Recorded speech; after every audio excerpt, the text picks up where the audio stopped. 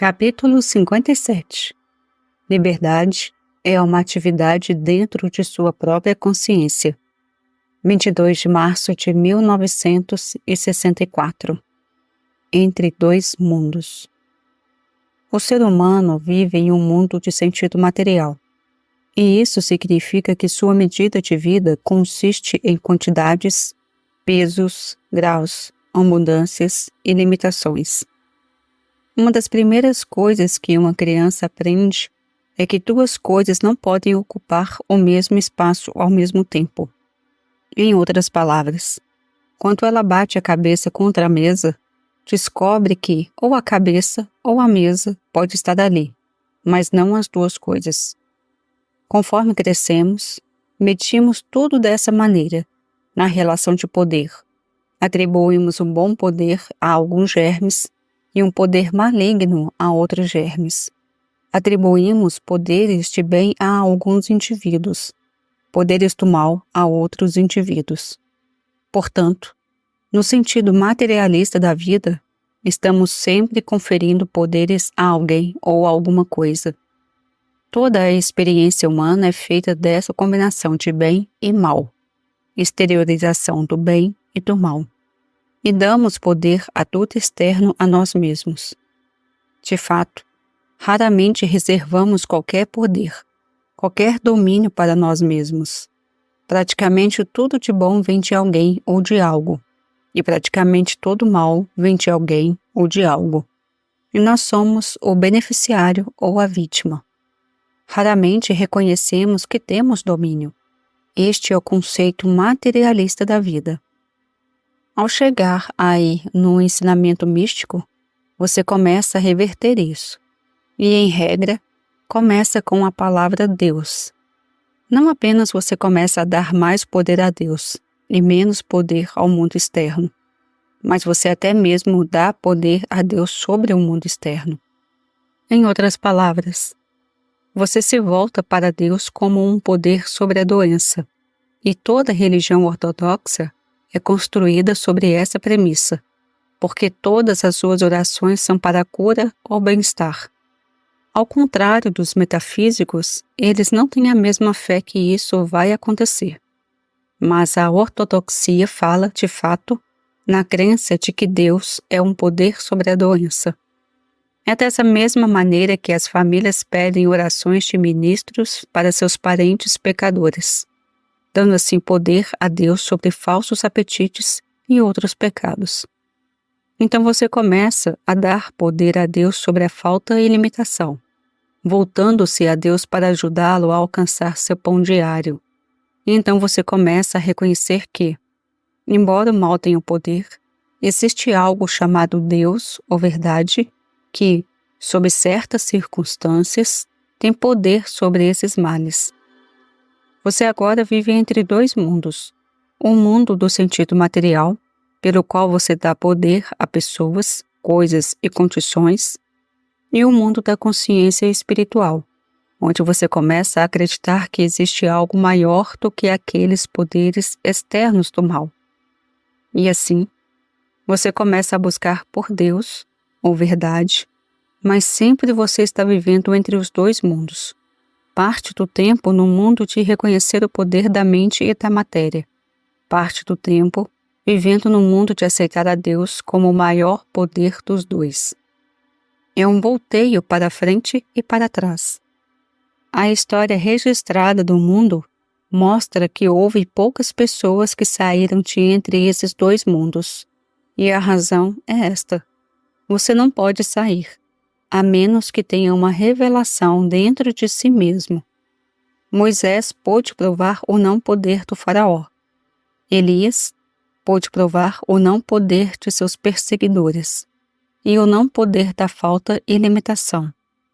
Jesus pôde provar o não poder do pecado, doença e morte. Mas a realização deles não os tira daqui. Você lê sobre isso e diz, que maravilha! E então eu gostaria que pudesse ir e fazer o mesmo, mas não pode, e a razão é esta. Você não entendeu corretamente que somente Deus pode libertá-lo. Você pensou que sentar-se aos pés do Mestre iria libertá-lo, apesar do fato de não ter libertado o povo hebreu que estava sentado diante do Mestre. Não. E isso não libertou os budistas que se sentaram diante de Buda, nem libertou os chineses que tiveram a oportunidade de conhecer o Lao Tzu. No entanto, você acredita que ouvir a verdade, ou ler a verdade, lhe dará a sua liberdade, e não dará. Esse erro foi perpetuado pelas igrejas porque elas parecem dar a impressão de que, se você frequentar a igreja, apoiá-la, tornar-se batizado ou observar os dias santos, alcançará sua liberdade. Isso nunca provou ser verdade.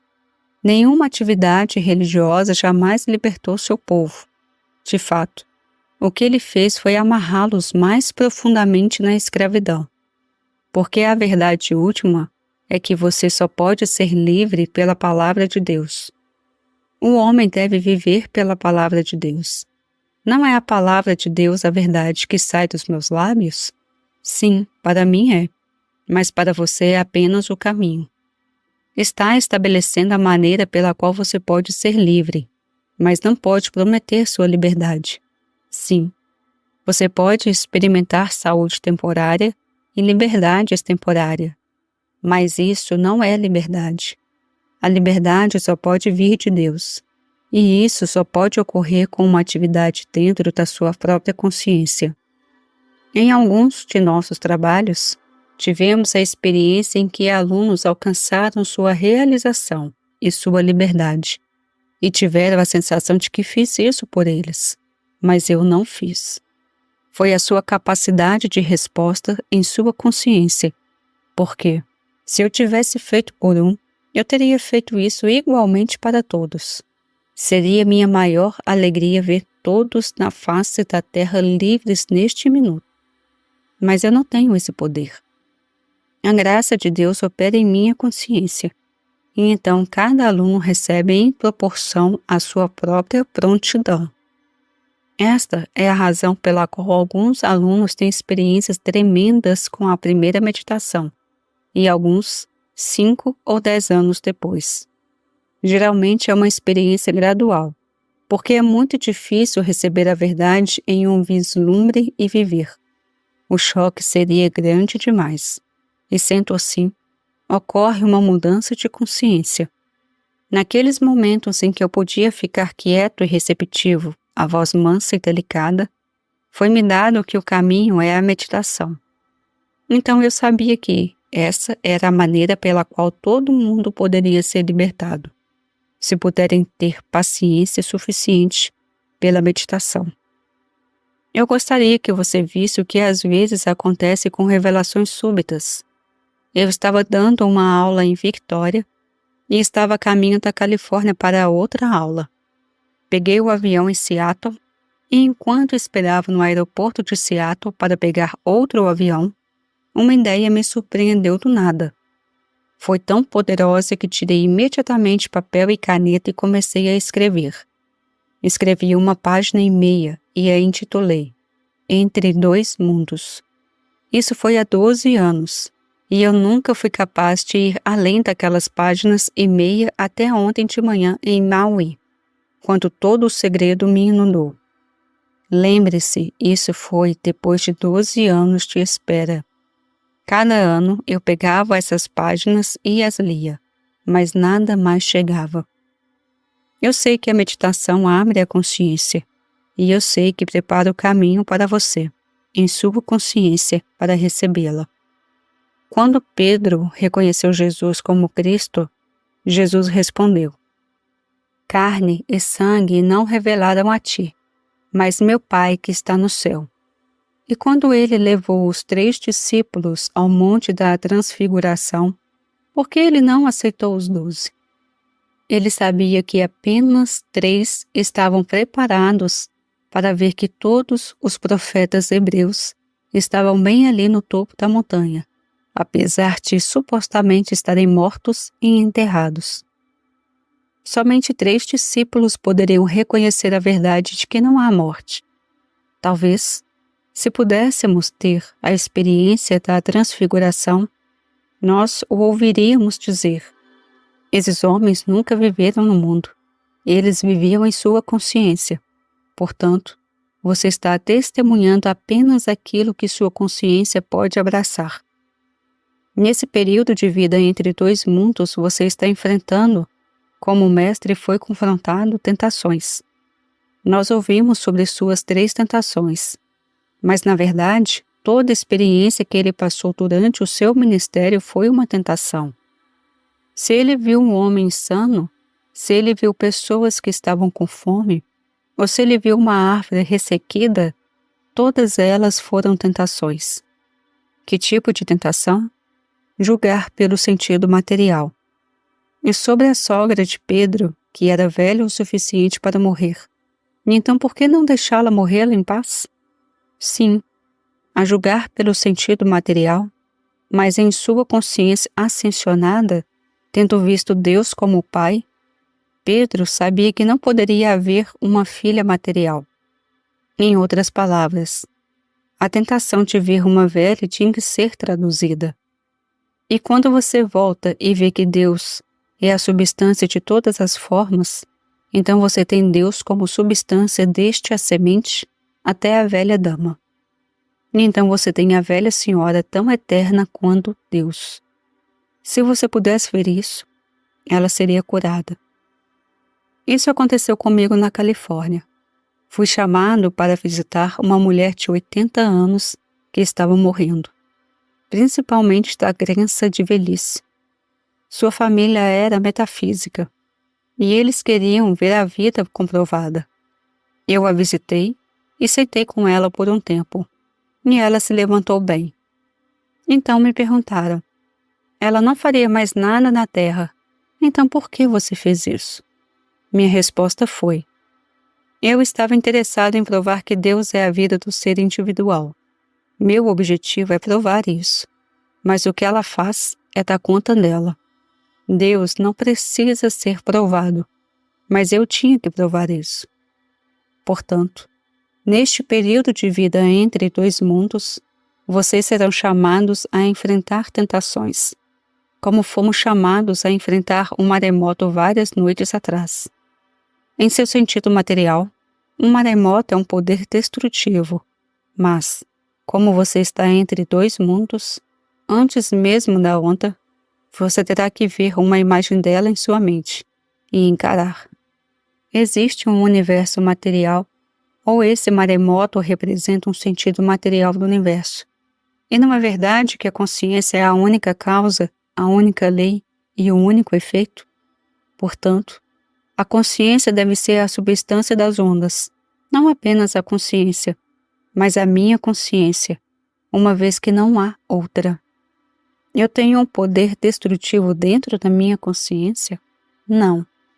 Tendo percebido a natureza espiritual do universo, não há nada em mim que queira destruir alguém ou alguma coisa. E percebo que minha consciência nem é minha, mas de Deus. Portanto, há algo destrutivo na consciência de Deus? Na religião ortodoxa, você foi treinado para acreditar que Deus causa tempestades, incêndios e desolação, que estes são os atos de Deus. Se você está vivendo entre dois mundos, você chegou ao ponto de entender que o princípio criativo da vida não poderia ter criado nada destrutivo para si mesma.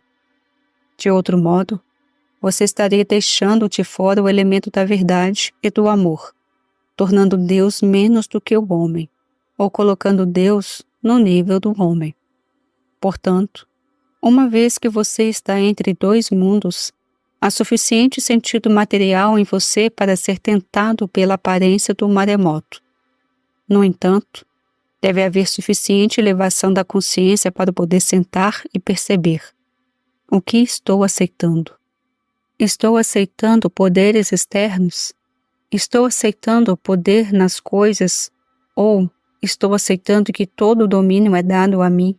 E isso significa consciência individual?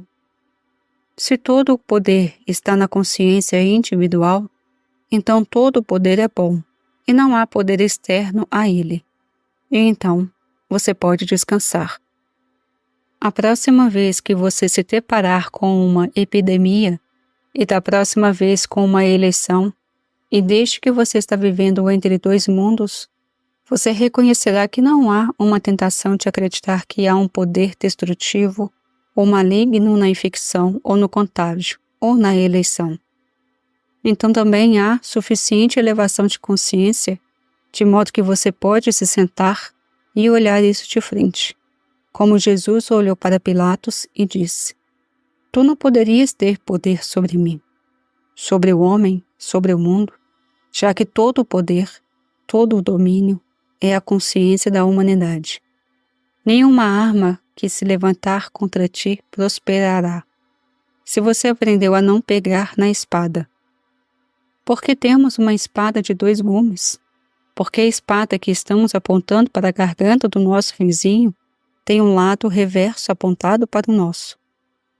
Enquanto você vive entre 2 mundos, reconheça que o sentido material da vida, diz que há um poder no corpo, poder de ser saudável, estar doente ou ser pecador.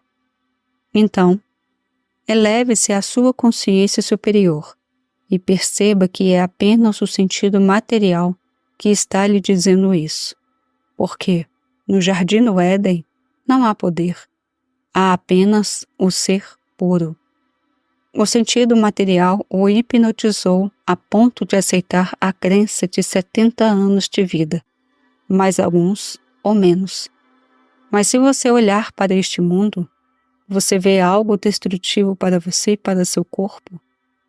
É apenas a sua aceitação de um poder de envelhecimento, um poder de deteriorização, que faz com que você se sujeite a isso. Assim, como você acreditava anteriormente que pegaria um resfriado, sentando-se na friagem ou molhando os pés. Agora você sabe que até a profissão médica diz que isso não pode acontecer. Pela sua consciência superior, você sabe que não há nenhuma influência aqui no ar que esteja envelhecendo você. Mas você não provará isso, exceto na proporção em que você abrir sua consciência várias vezes ao dia para a percepção de que sua consciência é um acesso ao infinito. E o infinito está fluindo em você, através de você e como você. Agora, você não é influenciado pelos pensamentos, opiniões e conceitos que estão flutuando no ar, na crença humana. Mas você está sujeito apenas à voz mansa e delicada. Você não vê que você, então, constrói uma consciência na qual você especificamente se abre para um influxo divino de verdade?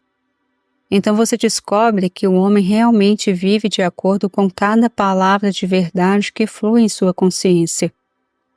Ouvir esta mensagem e ler não é diferente de uma lição que é dada a você em uma sala de aula. Você tem que levar a lição para casa e estudá-la, assimilá-la e praticá-la, até que ela se torne sua. Minha afirmação de que sua consciência é uma entrada e uma saída do infinito não é mais benéfica do que Ralph Waldo Emerson disse. Sua mente é uma entrada e uma saída da mente de Deus. É verdade. Ele deu a verdade, mas tem que ser praticada até que a experiência aconteça e comece a vivê-la. Então você voltará e ouvirá mais. Mas então você estará recebendo da mesma fonte da qual Emerson a recebeu. Um guru responsável dirá a seus alunos: Eu sou o seu guru, e você ouve tudo o que eu lhe digo. Você segue meus preceitos e pratica minhas lições. E você dá sua lealdade e sua fidelidade a mim. Mas lembre-se de que sou apenas o seu guru, porque a voz de Deus está falando através de mim. E o verdadeiro Deus é a voz de Deus quando fala com você. Ele não quer manter seus alunos em servidão para serem estudantes para sempre. Ele quer vê-los sair e tornarem-se gurus. Assim, é que queremos ver este mundo inteiro receptivo e responsivo à voz mansa e delicada, para receber a palavra, e portanto dizemos: o que me foi dado por revelação, Mas não fique satisfeito até que você também esteja recebendo por revelação. Por quê? Você deve viver como eu vivo, pela palavra de Deus. Então a nova geração será trazida ao mundo com isto, e nós não teremos que tirá-los do sentido material, nem terão que viver entre dois mundos. Eles poderão ser criados na consciência espiritual. Ao enfrentar a tentação de que existe um poder externo, volte imediatamente e perceba que a consciência é a substância básica, causa e lei de toda a criação. Portanto, toda a criação manifesta suas qualidades, caráter e natureza, porque a criação é a herdeira de todos eles. Isso mostra porque você não precisa de Deus sobre o erro. Olá pessoal, aqui é Daniela e chegamos ao final do capítulo 57 do livro A Transformação da Consciência de Joel Goldsmith. Está acabando, faltam poucos capítulos. Eu espero que vocês tenham gostado, que sirvam de reflexão. Deixe seu comentário se quiserem conversar sobre o assunto. Se inscreva no canal se ainda não for inscrito e compartilhe o vídeo, para que mais pessoas tenham acesso. É como Joel Goldsmith fala, quanto mais pessoas despertarem para a consciência espiritual, melhor será para toda a humanidade, porque somos uma só consciência. Não existe eu e você, só existe nós, tá bom? Obrigada e até breve.